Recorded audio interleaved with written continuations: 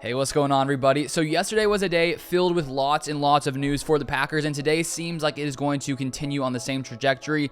With this morning, the news just came out that Aaron Rodgers has signed a new contract extension. It came out here from Ian Rappaport saying Packers QB Aaron Rodgers' new contract extension is now official and signed per me and Tom Pelissero. So earlier last week, of course, Rodgers comes out, says, you know what, guys, I'm coming back to Green Bay in 2022. All of us were excited. I'm still excited. But now we have the information on his contract and basically what it looks like, and also the cap for this year, which is actually very, very good news for the Packers.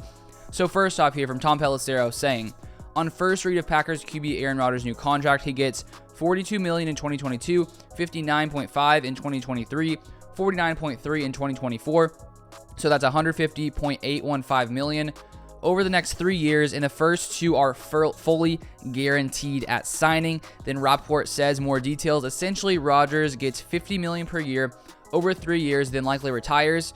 If he keeps playing, those final 2 years on a 4-year extension, 5 years total, will be redone. So basically, it seems that Aaron Rodgers' contract is for the next 3 seasons. Then there's a couple, I think, what they call like dummy years on the end to lessen the cap hit for the next few seasons. So basically, he's under contract for the next 3 years, on average around $50 million per year. Then here is the very, very good news when it comes to the Packers cap hit for this 2022 season. So here it goes. From Mike Garofalo saying, Aaron Rodgers cap numbers the next 3 years for the Packers. 2022, $28.5 million, down from $46.7 million. 2023, $31.6 million, up from $7.7 million on a previously avoidable year. 2024, $40.7 million. So the biggest news is the fact that Aaron Rodgers cap hit for 2022 is now $28.5 million, and before this contract was signed, it was $46.7 million. So basically, the Packers just erased $18 million off of their cap, and now, from all the moves the Packers have made yesterday, it looks as if right now, the Packers are only around $3 or $4 million over the cap. So earlier yesterday, before any of the moves happened, before Zadarius was released, before Preston Smith had his contract, his extension signed, the Packers were around $45 million over the salary cap, and now within about 24 hours, they are almost under the salary cap. So it shows just what can happen with the salary cap. Of course, we had to let Zadarius go, Billy Turner go, but the Packers have pretty easily been able to erase lots and lots of money from the salary cap, and it sort of shows, you know, the salary cap, it's confusing. You never know what could happen, but as we've seen the past few seasons, the Packers can move money around like crazy and free up some space. So now the Packers only have a few $1 million to basically get rid of to get under the salary cap, which I think should be pretty simple. So there'll probably be some other kind of move later today, maybe a Jair extension, because I know that'll save some money, maybe some other kind of restructures, and we'll see if the Packers are able to bring back any other free agents in Green Bay, like Rasul Douglas.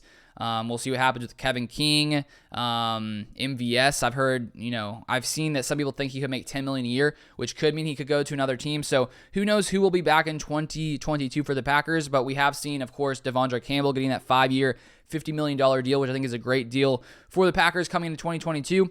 And so now the question, too, is what's going to happen with Jordan Love? Because it sort of seems like Rodgers is under contract for 3 seasons, and who knows if there's a way for, like, if he decides to retire after 1 or 2 years, could it happen? I mean, I'm assuming it could if he wanted to. So I'm wondering if the Packers will continue to hold on to Jordan Love, or maybe now because Rodgers is basically under contract for 3 seasons, if they'll say, okay, maybe it's time to move on. Maybe we should trade him.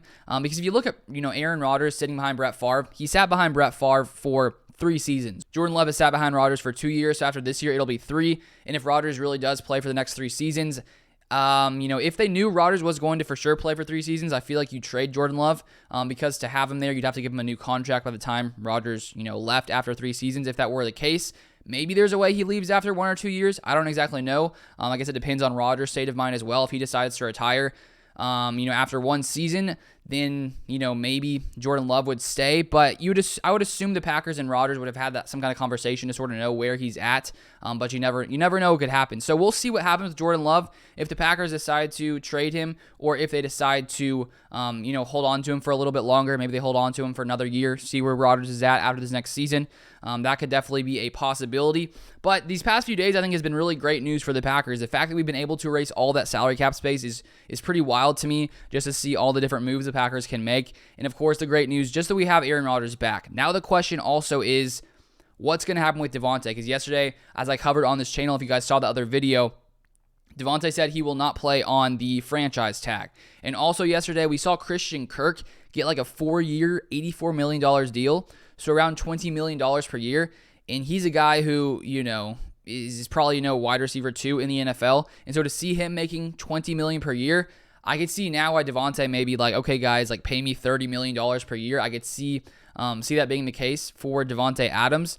So hopefully the Packers could, come to find some, common ground with Devante, because, I know he's getting up there in age. Some people are saying just trade him away for, 2 first-round picks, which I understand those people's perspective. But at the same time, I think to still have Aaron Rodgers here, I think to keep, that duo connected, Rodgers and Devante, that connection they have is electric. So I think the Packers need to do everything they can to keep Devante here and, keep him here in Green Bay with Rodgers for the next, few seasons to end off, that Aaron Rodgers, Devante Adams, their time together. So I hope the Packers can find a way to, get some kind of deal done with Devante Adams, because if not, I would hope Devante would play on the franchise tag. A couple of seasons ago, we saw LeVeon Bell when he was franchise tagged. I believe it was a second time that he sat out an entire season. The thing is, though, I'm pretty sure you don't, make the money if you sit out the entire year. So would Devante go as far to do that?